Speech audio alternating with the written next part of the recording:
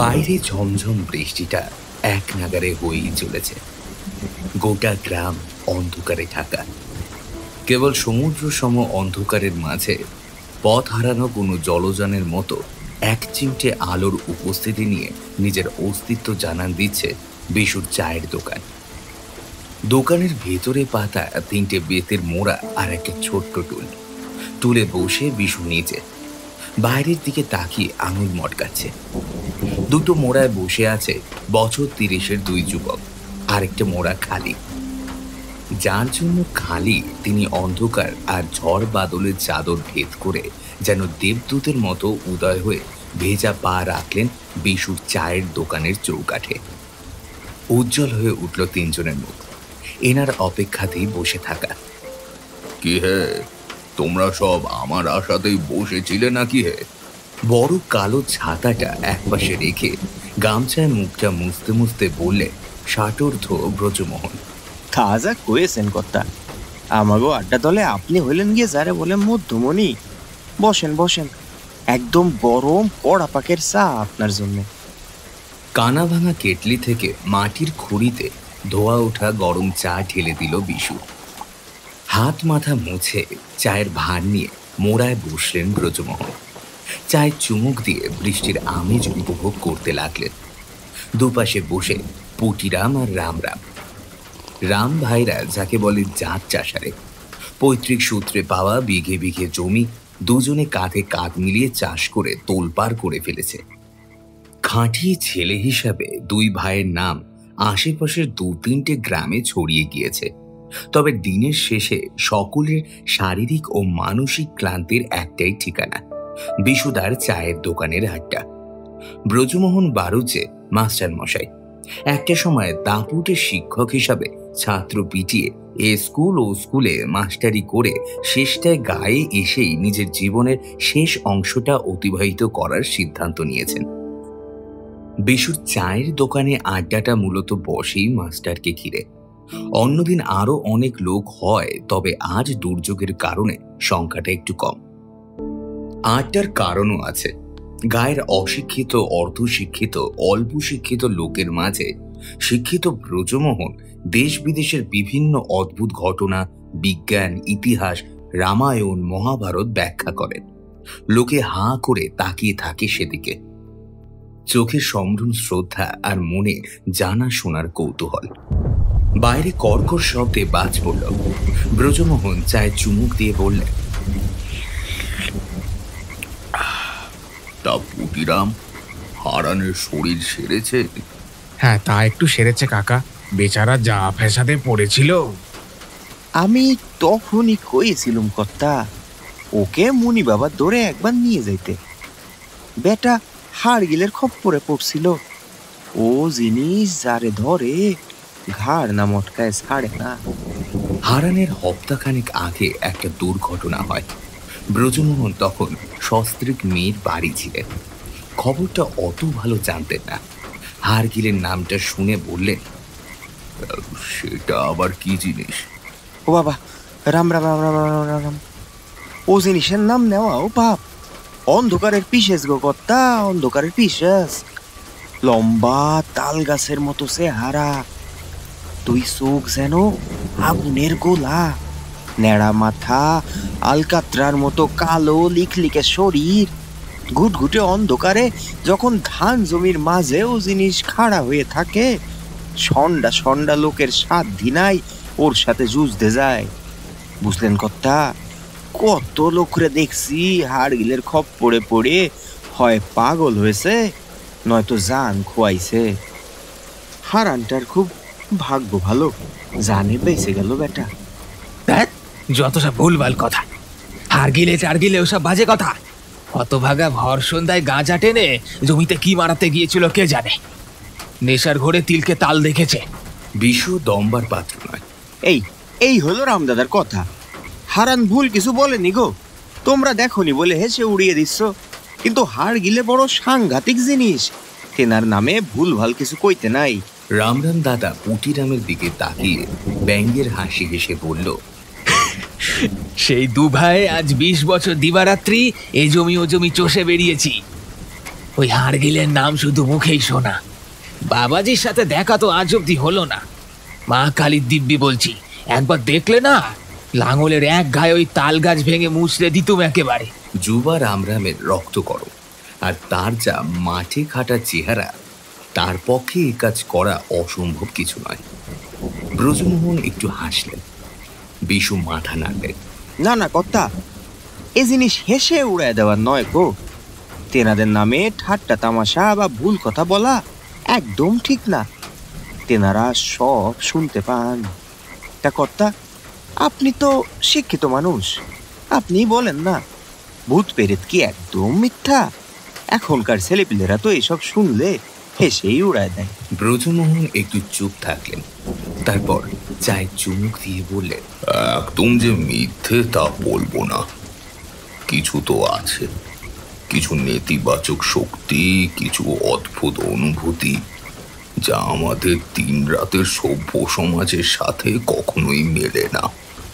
তবে দুটো ভিন্ন জগতের যখন সংঘাত হয়, তখনই ওই আমরা কেউ কেউ ওই ভূত দেখার নামে অদ্ভুত শক্তিটাকে অনুভব করতে পারি। হয়তো রামরাম পুটিরাম এদের রাশ ভারী, তাই কখনো বুঝতে পারেনি। এবার হারানের কথা আমি জানি না, তবে হ্যাঁ, অভিজ্ঞতা আমারও হয়েছিল, খুব মারাত্মক। ওই একটা ঘটনায় আমার যুক্তি, তর্ক, জ্ঞান সবকিছুকেই প্রশ্নের মুখে দাঁড় করিয়ে দিয়েছিল। আপনি ভূত দেখেছেন? রামরাম, পুটিরাম আর বিশু তিনজনে প্রায় অবাক হয়ে একসাথে তাকালো ব্রজমোহনের দিকে। তারা মাথা নাড়ল। রামরাম বেশ উত্তেজিত হয়ে বলল, এই ঘটনা তো কখনো শুনিনি কাকা, কি হয়েছিল বলুন বলুন। ব্রজমোহন এক চুমুকে বাকি চাটা শেষ করে খুঁড়িটা নামিয়ে কি যেন ভাবল, তারপর বললেন, শুনবে? শোনো তবে, শুধু বিশ্বাস করা না করা তোমাদের ব্যাপার। বিশু জোর হাতে বলল, রাম রাম রাম রাম রাম রাম রাম। তেনাদের অবিশ্বাস করার সাধ্যে আমার নেই গো কর্তা, কোন আপনি। তিনজনে অর্ধবৃত্তাকারে ঘিরে বসে ব্রজমোহনকে। বাইরে বৃষ্টি এক নাগারে হয়েই চলেছে। বিশুর টিনের চালে বৃষ্টি পড়ার ঝমঝম শব্দ আসছে। ব্রজমোহন একটা বিড়ি ধরিয়ে শুক টান দিয়ে ধোঁয়া বের করে নিজের কাহিনী বলতে শুরু করলো। আমার বয়স তখন 30-32 হবে। স্কুল মাস্টারি করতাম। মেদিনীপুরের এক স্কুল থেকে বদলি হয়ে এলাম হাওড়া জেলার সাকরাইলে। সাকরাইল তখন বেশ বর্ধিষ্ণু গ্রাম। একটা প্রাইমারি স্কুলে এলাম হেডমাস্টার হয়ে। বউ মেয়েকে নিয়ে এসে উঠলাম একটা ভাড়া বাড়িতে। ভাড়া বাড়ি বলা ভুল, কারণ বাড়িটা থাকতে আমরা অবশ্য কোনো ভাড়া দিইনি। বাড়ির মালিক হরিহর মহাজন বাড়ি ভাড়া দেওয়ার দিন 15-র মধ্যেই একদিন রাতে মারা যান। সেও এক অদ্ভুত ঘটনা। বাড়ি থেকে দূরে মাঠের মাঝে ভদ্রলোকের লাশ পাওয়া যায়। পরিবারের লোকেরা দাবি করে কিছু চাষির দল নাকি অন্ধকারে তাকে একা পেয়ে লাঠি দিয়ে পিটিয়ে মেরেছে। শুনেছিলাম হরিহর মহাজন নাকি চড়া সুদ কষতেন, ভুলভাল হিসেব করতেন। যা সুদ দেন তাতে চাষিদের ভিটে মাটি উদ্ধার হয়ে যেত। রীতিমতো পথে বসতে হতো তাদের। দীর্ঘদিনের জমানো ক্ষোভ হয়তো ছিল, সে নিয়ে সেবার গ্রামে খুব ঝামেলাও হয়েছিল, তবে সমাধান কিছুই হয়নি। মহাজনের পরিবার গ্রাম ছেড়ে পাকাপাকি ভাবে শহরে চলে যায়। অতএব ওই বাড়ির মালিকানা অলিখিত ভাবে এক প্রকার আমার কাছেই আসে। বাড়িটা গ্রামের মূল জনপদ থেকে একটু দূরেই ছিল। দোতলা বাড়ি, পাকা। তবে মহাজন কি উদ্দেশ্য বাড়ি বানিয়েছিল তা জানি না। ফাঁকা বাড়ি গ্রামে পড়ে থাকলে যেমন গুজব রটে, এ বাড়িকে নিয়েও সেরকম কথাই রটতে শুরু করেছিল। গ্রামের লোকজন, বাচ্চা বুড়ো সকলে আমাকে মাস্টার মশাই বলেই সম্বোধন করত। অনেকেই বলেছিল, মাস্টার মশাই ও বাড়িতে উঠেছেন সংসার নিয়ে, একটু দেখে ভেবে থাকতে। চোখ কান খোলা রাখবেন মাস্টার মশাই, ও বাড়ি ভালো না, ইত্যাদি ইত্যাদি। কিন্তু সঠিক কি কারণে তারা এই কথা বলতো তা তারা নিজেরাও বলতে পারেনি। সকলেই নাকি শুনেছে ও বাড়ি ভালো না, এমনকি এও শুনেছিলাম আমার আসার আগেও নাকি 2-3 জনে বাড়িতে ভাড়া নিয়েছে। একজন 1 মাসের মধ্যেই ঘর বাড়ি সব ছেড়ে রাতারাতি ভেগেছে, আর 2 জনের লাশ পাওয়া গেছে বাড়ির ভেতরেই। একটা ব্যাপার অবশ্য আমার মনে খটকা লেগেছিল, এই বাড়িটা এই গায়ে এরকম একটা তৈরি করার মানে কি মহাজনের? যাই হোক, বাড়ির লাগো একটা ছোট্ট পুকুর আর কয়েকটা ছোট বড় ফলের গাছ ছিল। পুকুরে মাছও ছিল বেশ, তবে অবাক ব্যাপার, বাইরের একটা লোকও ওই পুকুরে ঘুরে তাকাতো না। এসব কানাঘুষো যে আমার স্ত্রী অবধি পৌঁছায়নি তা কিন্তু নয়, তবে আমার জোড়াজুড়িতেই সে প্রথমটা প্রতিবাদ করলেও পরে ওখানেই থেকে গিয়েছিল। আমি ছিলাম শিক্ষিত মাস্টার মশাই, সত্যি বলতে ওসব লৌকিক অলৌকিকতার ধার ধারতাম না তখন। নির্দ্বিধায় কেটে গিয়েছে 1টা মাস, কোনো সমস্যা হয়নি। বউ মেয়ে নিয়ে দিব্যি সংসার করছি। পাকা দোতলা বাড়ি, মাস গেলে সরকার রুজি রুটির রসদ জুগিয়ে দিচ্ছে। এক রবিবারের গল্প, স্ত্রী মেয়ে দুজনেই আবদার করলো আজ খাসির মাংস খাবে। সকালে জল খাবার সেরে সংসারের দাবিতে বাজারের ব্যাগ নিয়ে ছুটলাম বাজারে। রবিবারের বাজার, ছুটির দিন, বেশ ভিড়। লোকজনের কোলাহল গম গম করছে গোটা বাজারে। এখানে একটা কথা বলে রাখা ভালো, এখানে আসার পর কিন্তু আমি এই প্রথম আমাদের ঘরে মাংস রান্না করছি। কসাইকে সিনার পিস আর চর্বি দিতে বলে সবে মাত্র একটু সরে দাঁড়িয়েছি, এমন সময় পেছন থেকে এক বৃদ্ধ খুঁতখুঁতে বুড়োর গলা ভেসে এলো। কি বড় মাস্টার যে, মাংস কেনা হচ্ছে বুঝি? আমি ঘুরে তাকালাম, নবীন খুড়ো। বুড়োর বাড়ি এই গ্রামে। মৃদু হেসে বললাম, হ্যাঁ ওই আর কি, গিন্নি শখ হলো তাই একটু নিয়ে যাই, ছুটির দিনও আছে আজকে। তা বেশ ভালো, বেশ ভালো। বলেই চলে যাচ্ছিলাম, কি একটা ভেবে আবার ঘুরে তাকালাম। তাও তুমি ওই মহাজনের ভাড়া বাড়িতে উঠেছ না? আমি মাথা নাড়লাম। বুড়োর চোখে মুখে এবার এক আশ্চর্য পরিবর্তন দেখলাম। বুড়োর খুব খুব করে খানিকটা কেশে বলল, বাবা, মাংস করছো, ব্যাপারটা ঠিক ভালো হচ্ছে কি না? মানে শুনেছই তো ওই বাড়ির ঘটনা। আমি বলবো যত তাড়াতাড়ি পারো অন্য জায়গায় আশ্রয় নাও বাবা। বউ ছেলে নিয়ে থাকো, ঈশ্বর না করুক কিছু একটা হয়ে গেলে। সে না হয় শুনেছি, কিন্তু মাংসের সাথে এর সম্পর্ক কি? পুরো চোখ পাকিয়ে পড়ল। ও আস খাবার, ও বাড়িতে ও খাবার না তোলাই ভালো, হাওয়া খুব বাজে। এবার বেশ বিরক্তই হলাম। আজ এতদিন ধরে এসব শুনছি, কোনোদিন তো কিছু চাক্ষুষ করলাম না। দেখুন, শুনেছি তো অনেক কিছুই, কিন্তু আজ 1 মাস হয়ে গেল আমি ওখানে আছি। ভূতের ভয়ে কি তবে নাওয়া খাওয়া শখ আহ্লাদ সবকিছু ত্যাগ করে দিতে হবে নাকি? ঠিক আছে, যা ভালো বোঝো করো। আমি তাও সাবধান করে দিয়ে গেলাম। ঈশ্বর তোমাদের মঙ্গল করুন। বলেই নবীন খুড়ো লাঠি ঠুকতে ঠুকতে ভিড়ের মাঝে মিলিয়ে গেল। আমিও মাংস কিনে আর টুকটাক বাজার সেরে ঘরে ফিরলাম। সত্যি বলতে সেদিন নবীন খুড়োর কথাটা যে অতটাও গুরুত্ব দিয়ে দেখিনি, তার ফল সেদিন থেকেই পেতে শুরু করলাম। ঘরে ফিরে হাত মুখ ধুয়ে চায়ের কাপ আর খবরের কাগজ নিয়ে বসেছি। আমার স্ত্রী বিমলা বাইরের উনুনে রান্না চাপাতে ব্যস্ত, মাংস চাপাবার তোড়জোড় করছে। হঠাৎ সে খানিকক্ষণ পর ফিরে এসে বলল, বলছি এদিকে আসবে একটু। দেখো না, উনুনে কাঠ জ্বলছে না। ভেজা কাঠ দিয়েছো মনে হয়, শুকনো কাঠগুলো দাও। না গো, সব শুকনো খড়খড়ে। তুমি এসে দেখে যাও। একটু বিরক্ত হয়েই বাইরে গেলাম।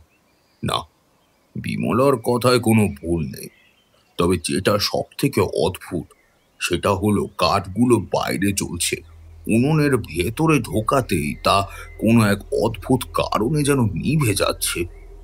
উনুনের ভিতরে আগুন কোনোভাবেই জ্বলছে না। এটা কি করে সম্ভব? একটু আগেই তো আমি ভাত রান্না করে নামালাম। তবে যেমন অদ্ভুতভাবে এই সমস্যা শুরু হয়েছিল তেমন অদ্ভুতভাবেই তা সমাধান হলো। প্রায় মিনিট 15-20 পরে এরকম ব্যর্থ চেষ্টা করার পর উনুনের ভেতরে কাঠ আপনা হতেই চলে উঠল। তবে কি কারণে এইসব হলো তা তখন আমি বা বিমলা কেউই কিছু বুঝতে পারিনি। যাই হোক, রান্না হলো, পরিবারের সাথে তৃপ্তি করে খাওয়াও হলো। ভাবছিলাম আর যাই হোক, মাংস ভক্ষণ এবার আমাদের নিরুদ্রূপেই কাটবে। এখানে বলে রাখি, আমরা আসার পর থেকেই একটা রাস্তার কুকুর রোজ আমাদের বাড়ির বাইরে আসতো। বিমলার রোজ আদর করে তাকে খাওয়াতো, তবে সেদিন সে আসেনি।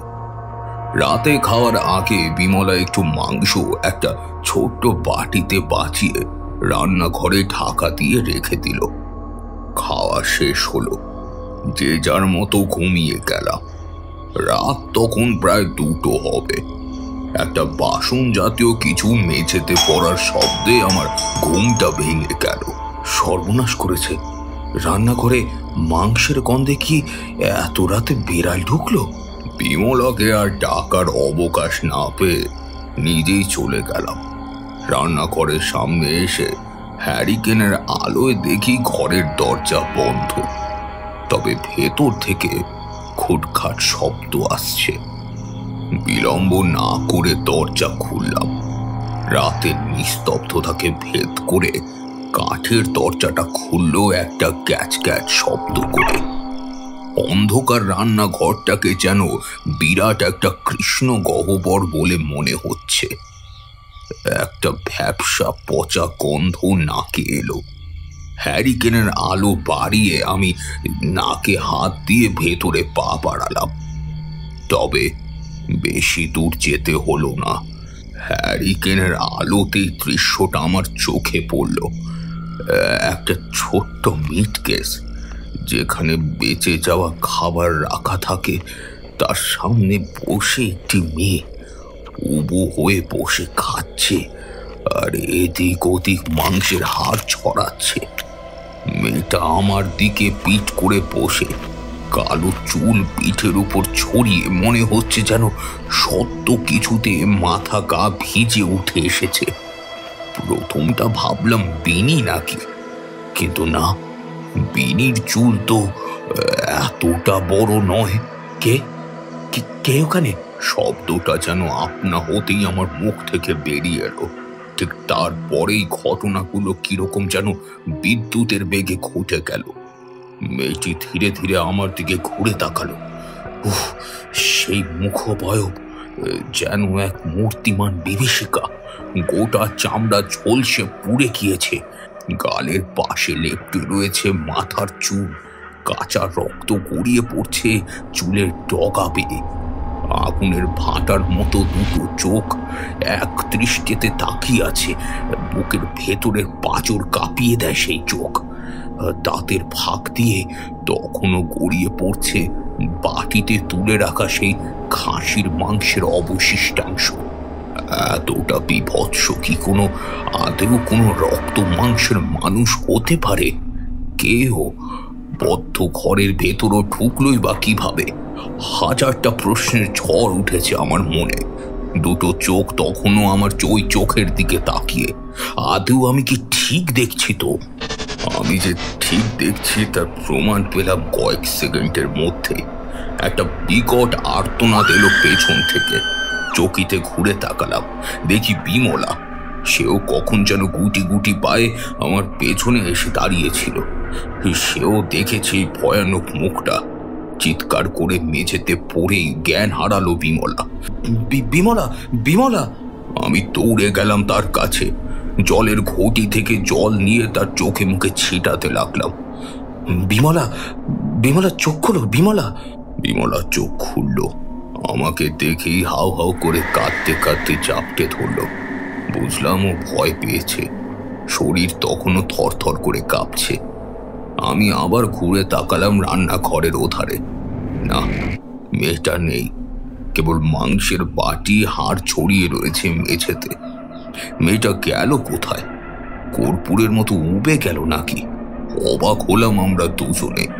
বিমলাকে ধরে এনে বাইরে বসার ঘরে বসালাম। আমি পুরোপুরি ঘামে ভিজে গিয়েছিলাম। এক ঢোকে বেশ খানিকটা জল খেয়ে ফেললাম। চিৎকার চেঁচামেচিতে আমার মেয়ে বিনি কখন যেন এসে পড়েছে খেয়াল করিনি। সে ঘুম চোখে এসে দাঁড়িয়েছে মায়ের পাশে। বিমলা তাকে কাছে টেনে নিল। বাকি রাতটা আমরা তিনজনে একসাথে ওখানে বসেই কাটিয়ে দিলাম। বিনি মায়ের কোলে মাথা রেখেই ঘুমিয়ে গিয়েছিল। আমি আর বিমলা সারা রাত দু চোখের পাতা এক করতে পারিনি। বারবার মনে হচ্ছে কেউ যেন অন্ধকার থেকেই আমাদের দিকে তাকিয়ে আছে। শয়ে শয়ে আগুন ছড়ানো চোখের দৃষ্টি আমাদের উপর। বলতে দ্বিধা নেই যে এর আগে কখনো আমি এতটা ভয় পাইনি। অবশেষে ভোর হলো। দিনের আলোতে ভয় অনেকটা কমলো বটে, তবে অস্বস্তিটা মন থেকে গেল না। কাল রাতের রহস্য উন্মোচন করতেই হবে। একসাথে দুটো মানুষ নিশ্চয় ভুল দেখবে না। যাই হোক, রান্নাঘর পরিষ্কার করে স্নান সেরে দুধ আর মুড়ি ভিজিয়ে খেয়ে স্কুলের পথে রওনা দিলাম। পড়ানোর ব্যস্ততায় তবু চিন্তা কিছুটা কমলো, তাও পুরোপুরি মন থেকে গেল না। স্কুল শেষে বিকেলে বাড়ি ফিরতেই বিমলা চেপে ধরে বাড়িতে সত্যনারায়ণের পুজো দিতে হবে। তার বিশ্বাস কাল রাতে কোনো অসুরেরই এসেছিল আমাদের বাড়িতে। আমি নিজে যদিও তখনও এইসব মানতাম না, কিন্তু কালকের ঘটনা তো কোনো ব্যাখ্যাও আমার কাছে নেই। ঠিক হলো, আসছে বৃহস্পতিবার পুরোহিত দেখে বাড়িতে পুজোর আয়োজন করা হবে। সেদিনটা বেশ নিরুপদ্রবেই কেটে গেল। পরের দিন আরো একটা অদ্ভুত ঘটনা ঘটল। বিকেলে স্কুল থেকে ফিরছি, বিমলা এসে জানালো বিনির নাকি খুব জ্বর হয়েছে এবং জ্বরের কারণটাও নাকি অদ্ভুত। আমি বেরিয়ে যাওয়ার পর বিনি বাইরে একা একা খেলছে দেখে বিমলা তাকে বলে স্নানে যায়। ফিরে এসে দেখে বিনি বসার ঘরে ফুপিয়ে ফুপিয়ে কাঁদছে। বিনিকে প্রশ্ন করতে সে জানায় তার বয়সী একটা অচেনা মেয়ে নাকি তাকে দেখে তার সাথে খেলতে আসে। প্রথমটা দুজনে বেশ মজা করেই খেলছিল। খেলার মাঝে মেয়েটি হঠাৎ বিনির হাত ধরে এবং দুজনে ঘুরতে শুরু করে। প্রথমটা বিনি আনন্দ পেলেও পরে তার মাথা ঘুরতে শুরু করে। বিনি বুঝতে পারে যে মেয়েটির হাতের নখ তার হাতের চামড়া ভেদ করে ধীরে ধীরে ভেতরে ঢুকছে। বিনির দিকে তাকিয়ে মেয়েটি কেবল খিলখিল করে হাসতে শুরু করে। বিনি খেলা বন্ধ করে।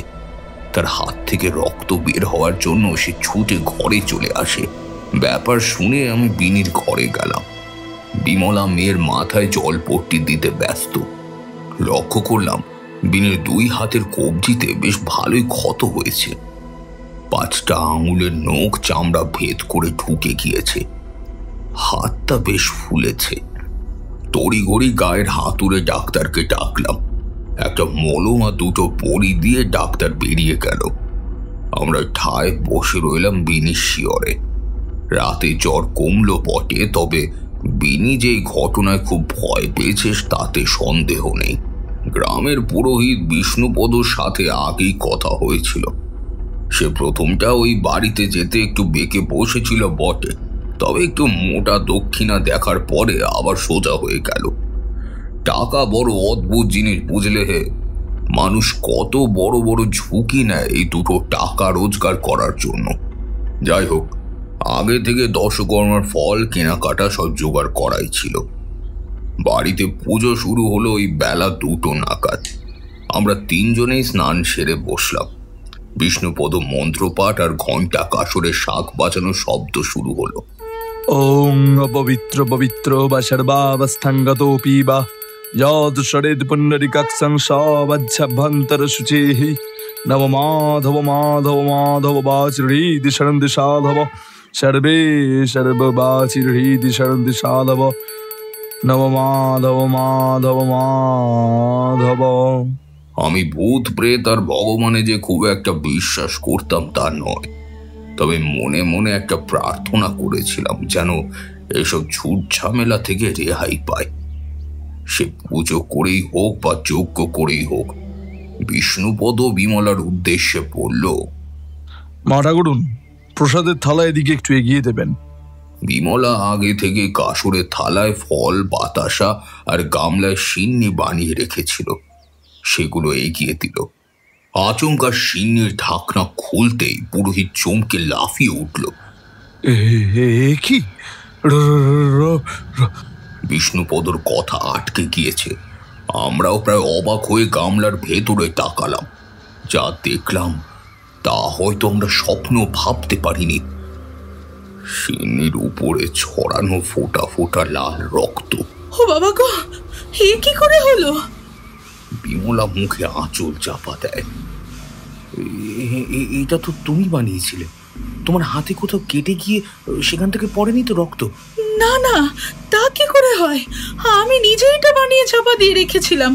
আমার হাতেও কোথাও কেটে যায়নি তো। ঘোর অমঙ্গল, ঘোর অমঙ্গল। আমি আগেই বলেছিলাম এ বাড়ি ভালো নয়। আর্তনাদ করে ওঠে বিষ্ণুপদ। সাথে সাথেই পূজা বেদির সামনে থাকা পঞ্চপ্রদীপ সবকটা একসাথে একটা দমকা হাওয়ায় নিভে যায়। এদিকে বিমলা মুখে আঁচল চাপা দিয়ে কাঁদতে কাঁদতে বিনিকে জড়িয়ে ধরেছে। আমি ব্যস্ত হয়ে পড়লাম দেশলাই দিয়ে প্রদীপ জ্বালাতে, কিন্তু না, প্রদীপে আগুন ধরল না। বিষ্ণুপদ নামাবলী গুটিয়ে রাম রাম করতে করতে পুটলি নিয়ে চম্পট দিল। পুজোর মাঝপথেই ভেস্তে গেল। শান্তিক্রিয়া শেষ হলো চরম অশান্তির মধ্য দিয়ে।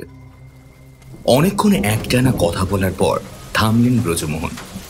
বাইরে ঝড় বজ্রপাতের প্রকোপ কিছুটা কমলেও বৃষ্টি এক নাগারে হয়েই চলেছে। বলেন কি, ভগবানের পুজো বন্ধ হয়ে গেল? বিশু দুই হাত জোর করে বলতে থাকে, রাম রাম রাম রাম রাম রাম রাম রাম। কোন কি কর্তা? বাপ রে বাপ, আমি হলে তো ওইখানেই অক্কা পাইতাম। ভূত প্রেত নয়, এই যে সাক্ষাৎ পিশাচ। ভূত কি প্রেত না পিশাচ তা আমি জানি না, তবে যখন সবটা জানলাম একটা জ্ঞান চক্ষু খুলল। বুঝলাম আমাদের জানা বোঝা দেখার বাইরেও পৃথিবীতে অনেক কিছু আছে। তারপর কি হলো? দাঁড়ান কর্তা, আরেক পোস্তর চা আনি গে। বিশু চারটে খুঁড়িতে গরম ধোয়া ওঠা চা এনে সকলকে দেয়। চায়ে একটা লম্বা চুমুক নিয়ে একটু নড়ে চড়ে বসে নিজের গল্প বলা শুরু করেন ব্রজমোহন। ধীরে ধীরে পরিবারের সকলের মানসিক অবস্থায় বিকার দেখা দিতে লাগলো। কারণ মনেই ঠিক শান্তি ব্যাপারটা নেই। বিমলা, বিনি দুজনেই সবসময় একটা ভয়ে ভয়ে থাকে। আমার ভয় ওদেরকে নিয়ে। কখন কি হয় কে জানে। গ্রামের অন্য কারোর সাথে যে এ নিয়ে কথা বলিনি তা নয়, তবে সমাধানের মধ্যে খোটাই শুনতে হয়েছে বেশি। এ বাড়ি নাকি মানুষের বাসযোগ্য নয়, বেশি পাকামো ইত্যাদি আগেই সাবধান করা হয়েছিল। এমন ধীরে ধীরে আমার কাছ থেকে মন উঠতে লাগলো। স্কুলে পড়াতে পড়াতে মাঝে মধ্যে দেখেই হারিয়ে ফেলতাম। বিমলা রোজ দুবেলা করে ঘরে প্রতিষ্ঠিত ঠাকুরের পুজো করতে লাগলো। এবার তার কারণেই নাকি অন্য কোনো কারণে পরের এক সপ্তাহ বেশ নিরুপদ্রবেই কাটলো। আবার একটু একটু করে মনে বল ফিরিয়ে আনলাম। একটা ছুটির দিনের কথা, দুপুরে খেয়ে ঘরে শুয়েছি। আচমকা খাটটা কিরকম যেন তুলে উঠল। উঠে বসলাম। খাট তুললো নাকি আমার মাথা ঘুরলো ঠিক বুঝতে পারলাম না। না, খাটই তুলল এবং ক্রমাগত তুলতেই থাকলো।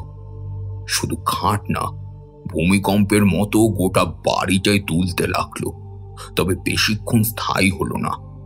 প্রথমটা আমরা তিনজনই বেশ ভয় পেয়েছিলাম, পরে সবকিছু থিতু হতেই বুঝলাম অস্বাভাবিক কিছু না, স্বাভাবিক প্রাকৃতিক দুর্যোগ। পরদিন সকালে বাজারে গিয়েছি, টুকটাক কেনাকাটা সেরে একটা চায়ের দোকানে বসেছি। পেছন থেকে একটা খুকখুকে কাশির শব্দ আর গলার স্বর ভেসে এলো।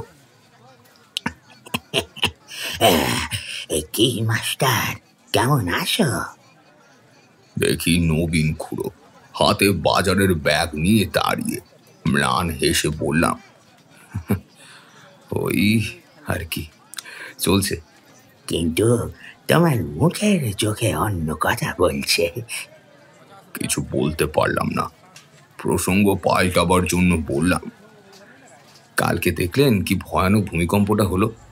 একটা অপ্রত্যাশিত ব্যাপার মুহূর্তের মধ্যে ঘটে গেল। নবীন খুড়ো এবং আশেপাশের ৩-৪ জন একসাথে আমার দিকে ঘুরে তাকালো অবাক করে।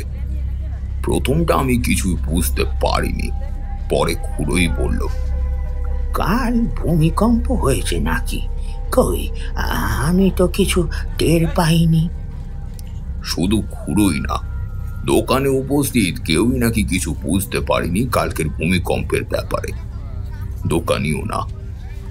ভারী অবাক হলাম, এটা কি করে হয়? এতগুলো লোক নিশ্চয়ই একসাথে ভুল বকবে না। আর শুধু আমার বাড়িতেই ভূমিকম্প হয়েছে আর কোথাও হবে না, তাও হয় নাকি? কিন্তু না, সেটাই হয়েছে, শুধু আমার বাড়িতেই হয়েছে। যেটা হয়েছে সেটা ভূমিকম্প নয় মাস্টার মশাই। নবীন খুড়ো কাঁধে হাত রেখে বললেন। কি জবাব দেব বুঝতে পারলাম না। নিজেকে বড় অসহায় লাগছিল। এত পড়াশুনো করে স্কুলের ছাত্র মানুষ করা আমি এই ব্রজ মাস্টার এখন যেন অশিক্ষিত অজ্ঞানতার অতল গহ্বরে তলিয়ে যাচ্ছি। অলৌকিক অতিলৌকিক যে জিনিসগুলো কেবল কেবল বইয়ের পাতায় অথবা ছেলে ভোলানোর তুচ্ছ উপকরণ ভেবে এসেছি, আজ সেগুলো যে এভাবে আমার জ্ঞান বুদ্ধিকে বহির জগতের কাঠগড়া এসে দাঁড় করাবে, তা আমি স্বপ্নেও ভাবিনি। গল্পের গরু কাছে ওঠে, শুধু সেই গরুকে চেনার চোখ থাকতে হবে। বাবা, ভালো কথা বলছি। সংসার নিয়ে বাড়িতে থেকো না, ও বাড়ি ভালো না। আগেও ওখানে অনেকে থেকেছে। গোয়ার তুমির জন্য জীবনটাই খুইয়েছে। কি জানো তো, পৃথিবীতে এমন অনেক জিনিস আছে যার সমাধান তোমার আমার মতো সাধারণ মানুষের সমাধান করার নয়, বোঝার ক্ষমতারও বাইরে। এই প্রকৃতি মাথায় একটা অফুরন্ত শক্তি। সেই শক্তি যদি না চায় কোনো রহস্যের সমাধান হোক, মাথা খুঁড়ে মরে গেলেও তুমি তার কুল কিনারা করতে পারবে না। বলতে দ্বিধা নেই, এতক্ষণ মনের মধ্যে যে অসহায়তা ভিড় করেছিল, খুড়োর কথায় একটু একটু করে ফিকে হতে শুরু করেছিল। কি আছে ওই বাড়ির মধ্যে? অলৌকিক কিছু কি? কেন ওই বাড়িতে ভগবানের বোঝা অব্দি বন্ধ হয়ে যায়? নবীন খুড়ো একবার ঘুরে তাকালেন আমার দিকে, তারপর মৃদু হাসলেন। তাহলে স্বয়ং ঈশ্বরও ওর কাছে নটি স্বীকার করল। ওর কাছে মানে? কার কাছে? যামিনী। যামিনী? হ্যাঁ, যামিনী।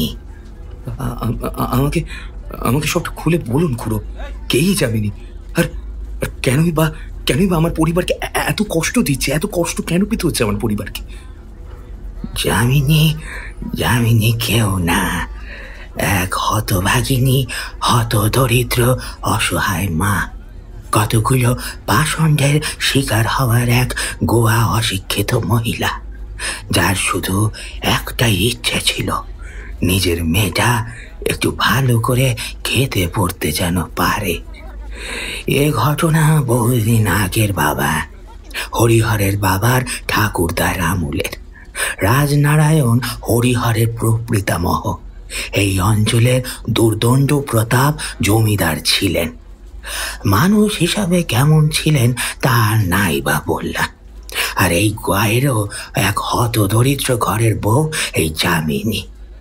এই গল্প যদি আমারও লোকমুখে শোনা, তবে তবে অবিশ্বাস করার মতো কোনো কারণ নেই। যামিনীর স্বামী রতন, সে ছিল এক বেয়াদব অপদার্থ। রোজ মদ গিলত, নেশা করত, বুড়ো বয়সেও হেতা হোতা মেয়ে মানুষদের টোনটিটকারি মারত, আর রাতে ঘরে ফিরে স্ত্রীর গায়ে হাত তুলত। আশেপাশে 10-20টা বাড়িতে মানুষের ঘুম আসত না রাতে যামিনীর কান্না শুনে। তবুও কেউ তার হয়ে রুখে দাঁড়ায়নি। কেন দাঁড়াবে বলো তো? যে যার সংসার সে তারটাই তো বুঝবে। যামিনী একটা বছর 14-15 মেয়ে ছিল। নাম তার ফুলটুসি। ফুলটুসি নিজের মাকে যতটা না ভালোবাসত, বাবাকে ততটাই ঘেন্না করত। নিজের মাকে বাঁচাতে গিয়ে বহুবার সে বাবার হাতে মারও খেয়েছে। একদিন এই মারের চোট এতটাই প্রবল হয়ে যায় যে রতন নেশার করে বউকে মেঝেতে ফেলে কাস্তে নিয়ে ছুটে আসে। যামিনী অনিচ্ছা সত্ত্বেও আত্মরক্ষার তাগিদে হাতের সামনে পড়ে থাকা মুগুর দিয়ে সপাটে ঘা করে রতনের মাথায়। অদৃষ্টের লিখন ছিল হয়তো, সেখানেই মাথা ঘুরে পড়ে যায়, প্রাণ হারায় রতন। ঘটনাটা কয়েকজন নিজের চোখে অবশ্য দেখেছিল, ফলে জমিদারের কানে যেতে বেশি দেরি হয়নি। তখনকার দিনের আইনে যামিনীর কি শাস্তি কিছু কি হতো কি জানি না, তবে শুনেছিলাম তারপর থেকেই নাকি যামিনী জমিদারের বাড়িতে কাজ করা শুরু করে। 2 পয়সা হাতে আসতে লাগলো, মেয়েটাকে মোটামুটি খাওয়াতে পড়তে পারত। কিন্তু বিপদ যে কোন দিক থেকে আসতো সে কথা কে আর বলতে পারে। রাজনারায়ণ নাকি বহুবার যামিনীকে বিছানায় আসার প্রস্তাব দিয়েছিল। নিজের সম্ভ্রম বাঁচাতে যামিনী তাতে রাজি না হলেও নিজের রুগ্ন মেয়ের মুখের দিকে চেয়ে 2 অর্থ আর রাজনারায়ণের দাপটের জোরে তাকে সে পথেও যেতে হয়েছে একাধিকবার। শোনা যায় জমিদার নাকি যামিনীকে শারীরিকভাবে নির্যাতন করত প্রায়। তবে সহ্যের সীমা অতিক্রম করে গেলে যামিনী আর চুপ থাকতে পারেনি। সকলকে বলেছিল একটু সাহায্যের জন্য। এ নিয়ে অবশ্য অনেকে মতভেদ রয়েছে। কেউ বলে যামিনীর চরিত্র ভালো ছিল না, তো কেউ বলে লোকে রাজনারায়ণকে জমের মতো ভয় করত। নিজের সন্তানের গায়ে কাপড় তুলে দিতে যদি কোনো হতদরিদ্রার মার গা থেকে কাপড় খুলতে হয়, তাহলে বোধহয় সে তাতেও পিছুপা হবে না। সেটাই হয়েছিল যামিনীর সাথে, যেটা মানতে পারেনি তার মেয়ে ফুলটুসি। জমিদারের বিরুদ্ধে দাঁড়িয়েছিল সে। এর ফল কি হবে তা বোধহয় কোনো সুস্থ মানুষের পক্ষে স্বপ্নেও ভাবা সম্ভব নয়। জমিদারের নির্দেশে যামিনীর চোখের সামনে তার মেয়েকে জ্যান্ত পুড়িয়ে মারা হয় এবং জনসমক্ষে যামিনীকে ধরে বেঁধে সেই পোড়া ছাই খাওয়ানো হয়। নিজের চোখের সামনে সন্তানের এমন পরিণতি আর নিজের জ্বালা যন্ত্রণা সহ্য করতে না পেরে যামিনী ওই ছাই গলাত্মকরণ করবে না বলে নিজের হাতে নিজের ধর থেকে মাথাটা আলাদা করে দেয়। মৃত্যুর আগ অবধি তীর তীর করে কাঁপতে থাকা যামিনী রক্তাক্ত শরীরটা বোধ হয় অভিশাপ দিয়ে যায় রাজনারায়ণের গোটা পরিবারকে। যে জন্য সেই বাড়িতে প্রত্যেক উত্তরসূরিও আজ অপঘাতে মরছে। যে জায়গায় ওই বাড়ি, ঠিক ওই জমির ওপরেই নাকি যামিনী ও তার মেয়ের শেষ সর্বনাশটুকু হয়েছিল। তাই ওই বাড়ি অভিশপ্ত। এই অভিশাপ যামিনীর, ও কাউকে শান্তিতে থাকতে দেবে না, কাউকে না। থম মেরে বসে রইলাম। গোটা শরীরে যেন কাঁটা দিয়ে উঠছে। এমন ঘটনা যেন গল্প কাহিনীতেই সম্ভব, বাস্তবে নয়। তাহলে খুড়ো, আমি ও আমার পরিবারের উপর ওর এত রাগ কেন? আমরা তোর কোনো দোষ করিনি। ভুল করছো মাস্টার, এই রাগ তোমার পরিবারের ওপর না, হ্যাঁ, তোমরা দোষ করনি। হ্যাঁ ঠিক, দোষ করেছে আমাদের মনুষ্যত্ব। যে মনুষ্যত্ব যামিনীর অত্যাচারের বিরুদ্ধে রুখে দাঁড়ায়নি, তাই হয়তো সে চায় না যে কোনো রক্ত মাংসের মানুষ তার কাছে আসুক, ওই বাড়িতে থাকুক। বিধাতা নিজেই চান না এর সমাধান হোক। হয়তো যে ভুল তিনি করেছিলেন যামিনীর কপালে এত লাঞ্ছনা অত্যাচার লিখে, এটাই হয়তো তার প্রায়শ্চিত্তের মাধ্যম। তাই বলছি মাস্টার, বৃথা চেষ্টা করো না, ওই বাড়িতে থেকো না, চলে যাও যদি প্রাণটাকে বাঁচাতে চাও তো। ব্রজমোহন থামলেন, চায়ের খুঁড়িটা নিচে নামিয়ে রাখলেন। বিশু আর রাম ভাইয়েরা হা করে তার কথা শুনছিল। না, কোনো কিছু শেষ না হলে হাল ছাড়ার পাত্র আমি নই। দেখাই যাক না যামিনী রহস্যের কোনো প্রতিকার হয় কিনা। তবে আমার এই গোয়ার তুমির কারণে আমার পরিবারকে বেশ বেগ পেতে হয়েছিল। নবীন খুড়োর পরামর্শ নিয়ে সেদিন পাশের গায়ের এক বৃদ্ধ তান্ত্রিক গোছের লোকের কাছে গিয়েছিলাম। ভদ্রলোককে সব কথা খুলে বললাম। উনি সব শুনে আমাকে একদিন পর আসতে বললেন। পরদিন গিয়ে দেখি ভদ্রলোক একটা লাল কাপড়ে মোড়া কিছু একটা জিনিস আমার হাতে দিয়ে বললেন, এটা নাকি মন্ত্রপুত মূর্তি। এই মূর্তি সাথে থাকলে আমার বা আমার পরিবারের কোনো ক্ষতি হবে না। তবে হ্যাঁ, শর্ত একটাই, ওই বাড়ির আজ না হয় কাল ছেড়ে দেওয়ার শ্রেয়, নতুবা বাস্তু দোষ লাগবে। বাবাকে সানমানিক দিয়ে মূর্তি নিয়ে ঘরে ফিরে এলাম।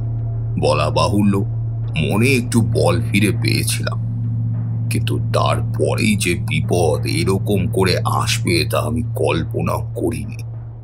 দিন চারেক পরের কথা, সেদিন সন্ধ্যা থেকেই ঝিরঝিরি বৃষ্টি শুরু হয়েছে। রাতে আমি আর বিমলা খাবার খেতে বসেছি, বিনি ততক্ষণে খেয়ে ওপরের ঘরে চলে গিয়েছে। আমাদের বাড়ির পিছন দিকটায় 2-3টে আম গাছ ছিল। আচমকা দুম করে একটা গাছের ডাল ভেঙে পড়ার মতো শব্দ হলো, আর আমরা চমকে উঠলাম। আমি কিছু বলার আগেই দেখি বিমলা ওপরে ছুটল। আমিও গেলাম। গিয়ে দেখি সর্বনাশ কাণ্ড।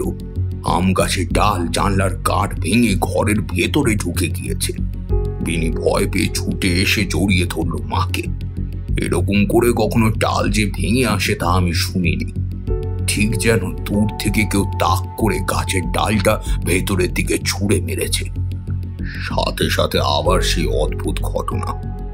বাড়িটা কিরকম যেন দুলতে শুরু করলো। আমরা 3জনই নিচে আঁকড়ে বসে পড়লাম। খেয়াল করলাম দেওয়ালে খুব জোরে কিছু একটা যেন ঘষার শব্দ হচ্ছে। একটু শুনে বুঝলাম কেউ হয়তো প্রচন্ড আক্রোশে বাড়ির দেওয়ালে আঁচড় কাটছে। আতঙ্কিত হয়ে বিমলা আর বিনি কান্নাকাটি জুড়ে দিয়েছে। ঘরের বাকি জানলা ওই দরজার পাল্লা দাম দাম করে খুলছে আর বন্ধ হচ্ছে। গোটা বাড়িটা কেউ যেন প্রচন্ড শক্তিতে চাপতে ধরে ঝাঁকিয়ে দিচ্ছে। হ্যারিকেনটা খাটের গোড়ায় রেখে দিয়েছিলাম, সেটার দিকে এগিয়ে যাচ্ছি আস্তে আস্তে। হঠাৎ বিমলার চিৎকারে ঘুরে তাকালাম, আর চোখ গেল ওপরের দেওয়ালে। টিকটিকির মতো উল্টো হয়ে ঝুলে রয়েছে একটি মেয়ে। সেই মেয়ে যাকে আমরা প্রথম দিন রান্নাঘরে মাংস চিবোতে দেখেছিলাম, তবে আজ তার রূপ আরো ভয়ঙ্কর। রাগে চলছে তার দুটো চোখ। কোনো সন্দেহ নেই এই সেই ফুলটুসি। দেওয়ালের একটা লম্বা রক্তের আঁচড় কেটে সে রাগে গর্জন করে উঠল, আর সাথে সাথে ঘরের দরজা রীতিমতো ভেঙে ছিটকে এসে লাগলো দেওয়ালের ওধারে। বিভীষিকা এখানেই কিন্তু শেষ নয়। আলো আধারিতে ঘরের মধ্যে প্রবেশ করলো একটা ছায়ামূর্তি। ধীরে ধীরে চোখের সামনে ধরা দিল তার বিকৃত শরীর, গায়ে জোড়ানো একটা ছেঁড়া কাপড়, মুন্ডহীন দেহ। সেখান থেকে গড়িয়ে পড়ছে গাঢ় কালো রক্তধারা, আর ডান হাতে ধরা সে কাটা মুন্ডখানি। কোনো সন্দেহ নেই এরাই তবে সেই যামিনী আর তার মেয়ে ফুলটুসি। রাগে গর্জন করে উঠল তারা। চলে যা, চলে যা বলছি, চলে যা এ বাড়ি থেকে, চলে যা, যা যা যা যা, চলে যা। ওদিকে বিমলা আর বিনি দুজনেই ভয়ে জ্ঞান হারিয়েছে। আমি কোনো রকমে খাটের পায়া ধরে উঠে দাঁড়ালাম, বললাম, আমি আমার পরিবার এই বাড়িতে আছি, আমরা তো তোমাদের কোনো ক্ষতি করিনি, তাহলে তাহলে কেন আমাদের পেছনে পড়েছ? যামিনী যেন তার দুই চোখ দিয়ে অগ্নি বর্ষণ করতে লাগলো। তোদের মানুষদের আমি বিশ্বাস করি না। তোদের মতো পুরুষ মানুষদের দল শুধু মেয়েদের আঁচলে হাত দিতে জানে, শোষণ করতে জানে। তোদের কাউকে ছাড়বো না, কাউকে না। সরে যা, সরে যা এখান থেকে, চলে যা, যা। ফুলটুসির প্রেত এবার ঝাঁপিয়ে পড়লো আমাকে লক্ষ্য করে। নিজেকে বাঁচাতে আমি সরে এলাম বটে, কিন্তু ঘরে রাখা টেবিলে আমার মাথাটা ঢুকে গেল, বেশ খানিকটা কেটেও গেল। ওরা একটু একটু করে এগিয়ে আসতে লাগলো আমার দিকে। যামিনীর রাগ যে এই গোটা পুরুষ সমাজের উপর, তাতে কোনো সন্দেহ নেই। ক্রমাগত সরতে সরতে দেওয়ালে পিঠ ঠেকে গেল আমার। ফুলটুসি দুই হাত এসে চেপে ধরলো আমার দুই পা। ধারালো নখের আঁচড়ে পায়ের ক্ষতের সৃষ্টি হচ্ছে আমার। যন্ত্রণায় চিৎকার করে উঠলাম, তবু বাঁচাবার কেউ নেই। খিলখিলিয়ে হেসে উঠল যামিনীর কাটা মুন্ডুখানা।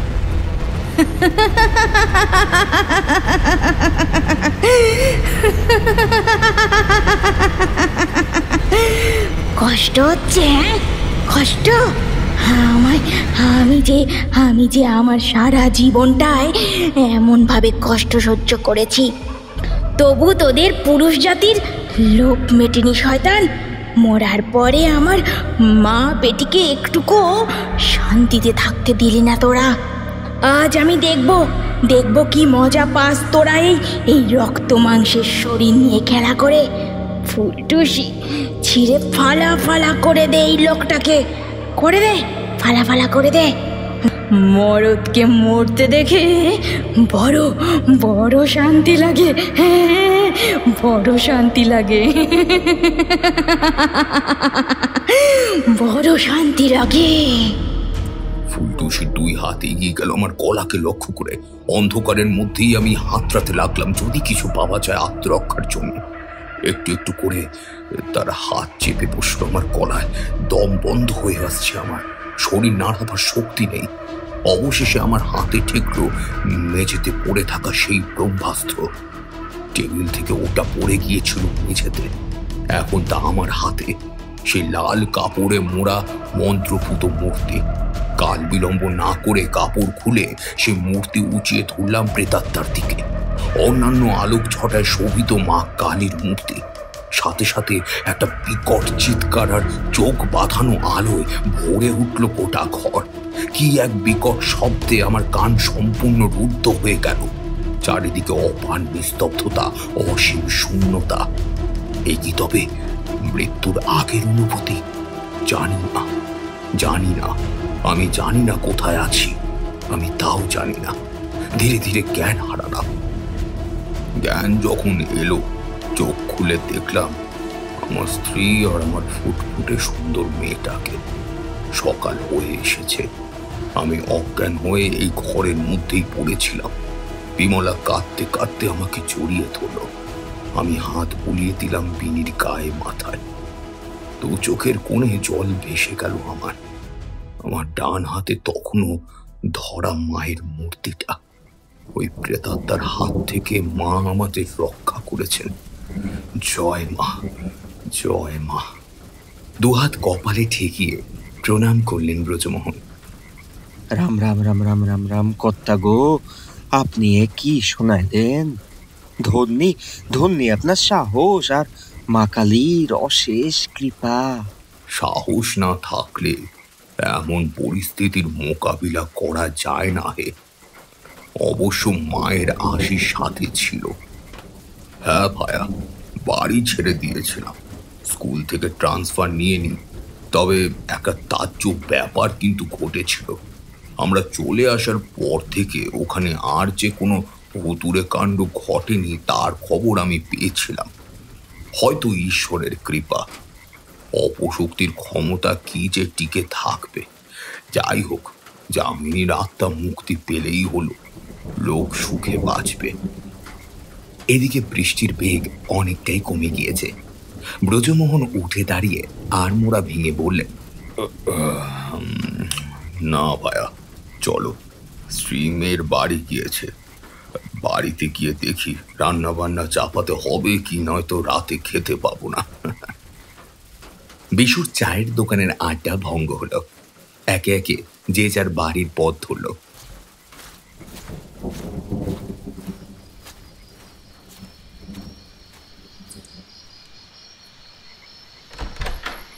ঘরে ঢুকে ব্রজমোহন দেখল আরেক ঝামেলা। বৃষ্টির ঝাপটায় ঘরের মেঝে টেঝে সব ভিজে একাকার। বিরক্ত মুখ নিয়ে তিনি সব আবার ধোয়া মোছা করলেন। তবে ভাগ্য ভালো, আর এই বুড়ো মানুষটাকে রান্না চাপাতে হয়নি। সকালে কষ্ট করে একটু খিচুড়ি রেঁধেছিল, সেটাই থেকে গিয়েছিল। বৃষ্টির আবহাওয়ায় তৃপ্তি করে খিচুড়ি খেলেন ব্রজমোহন। বাইরে পুরোপুরি নিস্তব্ধতা, আর মাঝে মাঝে সিক্ত ঝিঝির ডাক ভেসে আসছে। বিছানার ওপর শরীরটা ফেলতে যাবেন, হঠাৎ কি একটা মনে হতে ব্রজমোহন উঠে দাঁড়ালেন। গিয়ে আয়নার সামনে দাঁড়ালেন। আয়নায় চোখ রাখতেই চিৎকার করে দুপা পিছিয়ে এলেন ব্রজমোহন। এ কি অবস্থা তার মুখের! গোটা মুখ যে রক্তে মাখামাখি। ব্রজমোহন হাত রাখলেন মুখের উপর। কই, না তো, কিছুই তো নেই, শুকনো মুখ। ব্রজমোহন আবার তাকালেন। এবার যেন মাথায় বাজ পড়ল তার। এ কি দেখছেন তিনি?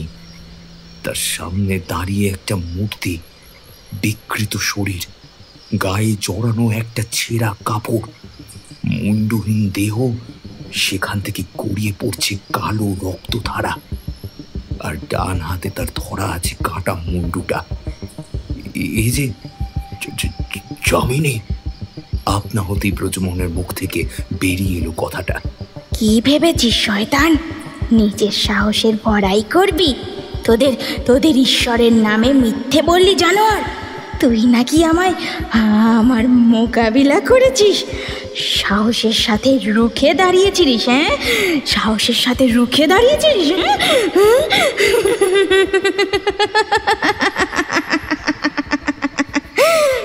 ব্রজমোহনের সারা শরীর ঘামে ভিজে রয়েছে। না না না, বিশ্বাস করো, আমি মিথ্যে বলিনি। চুপ চুপ, তোদের বিশ্বাস করব? তোরা কুকর্ম করে বেড়াস, আর মিথ্যা বলে নিজের ঢক পিটিয়ে নিজের বড়াই করিস। আমার মতো অপশক্তিকে তুই নাকি শায়েস্তা করেছিস। হ্যাঁ, সেই রাতেই তুই ওই বাড়ি ছেড়ে পালিয়েছিলিস। তা বলতে কি সম্মানে লাগছিল? হ্যাঁ, আমার নামে তুই মিথ্যা রটিয়ে বেড়াচ্ছিস, জানিস না? হ্যাঁ, আমাদের নামে মিথ্যা রটাতে নেই, আমরা সব শুনতে পাই।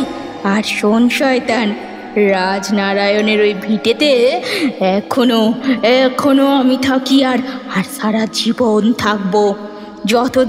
যতদিন তোদের মতো এমন বর্বর পুরুষের দল থাকবে, ততদিন আমি থাকবো তোদের শেষ করতে। দেখি আজ তোকে কে বাঁচায়, দেখি আজ তোকে কে বাঁচায়। না যামিনী, আমায় ক্ষমা। হ্যাঁ, ক্ষমা। তোকে শেষ করবো রে শয়তান, শেষ করবো। যামিনী এক হাতে চেপে ধরল ব্রজমোহনের গলা। তাকে বিছানায় ফেলে চেপে বসে ধরে তার বুকের উপর। তুই ভগবানের নামে মিথ্যে বলেছিস, আর আমার নামে বলেছিস। দেখি এবার তোর কত সাহস, দেখি। ধীরে ধীরে শ্বাস বন্ধ হয়ে আসতে থাকে ব্রজমোহনের। মুখ দিয়ে বেরিয়ে আসতে থাকে গোঙানি। মুখে লালা গ্যাজলা আর একটু আগের খিচুড়ি গল গল করে বেরিয়ে আসতে থাকে তার। অবশেষে থেমে যায় ছটফট করতে থাকা দুটো পা। স্থির হয়ে যায় ষাটূর্ধ্ব ব্রজমোহনের শরীর। যামিনীর প্রেত প্রচণ্ড আক্রোশে সম্পূর্ণ উল্টো দিকে মুচড়ে দেয় ব্রজমোহনের মাথাটা। অট্ট হাসিতে ফেটে পড়ে সে।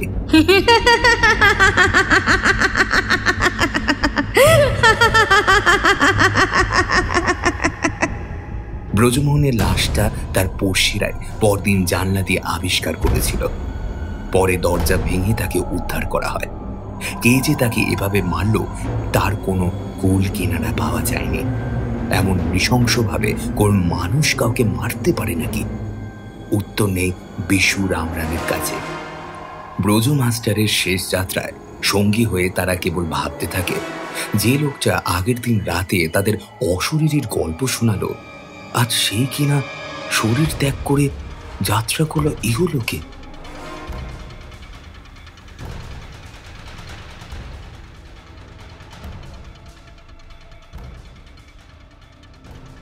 শুনছিলেন গ্রাম বাংলার ভয়ের গল্প পল্লব ঘোষের কলমে, বৃষ্টির রাতে বিশুর চায়ের দোকানে। গল্প পাঠে গল্পে ব্রজমোহনের চরিত্রে এবং খুড়োর চরিত্রে ছিলাম আমি, দিব্যেন্দু দাস। গল্পটি আপনাদের কেমন লাগলো জানাবেন আমাদের ইউটিউব কমেন্ট সেকশনে। পোস্টার ডিজাইনে চিত্রায়ন। ভালো থাকবেন, সুস্থ থাকবেন, আর সঙ্গে রাখবেন আপনাদের ইউটিউব চ্যানেল বঙ্গকথা। আর আপনারা আমাদের চ্যানেলে প্লিজ যদি নতুন হয়ে থাকেন, আপনারা একটু চ্যানেলটি সাবস্ক্রাইব করে বেল আইকন ক্লিক করে রাখুন। সামনেই শীতকাল, আর শীতকালে বেশ কিছু ভয়ের গল্প কিন্তু আসতে চলেছে আমাদের চ্যানেলে। সেগুলো শুনতে এবং সেগুলোর আপডেট পেতে বেল আইকনটা ক্লিক করতে ভুলবেন না। দেখা হচ্ছে অন্য কোনো গল্পে।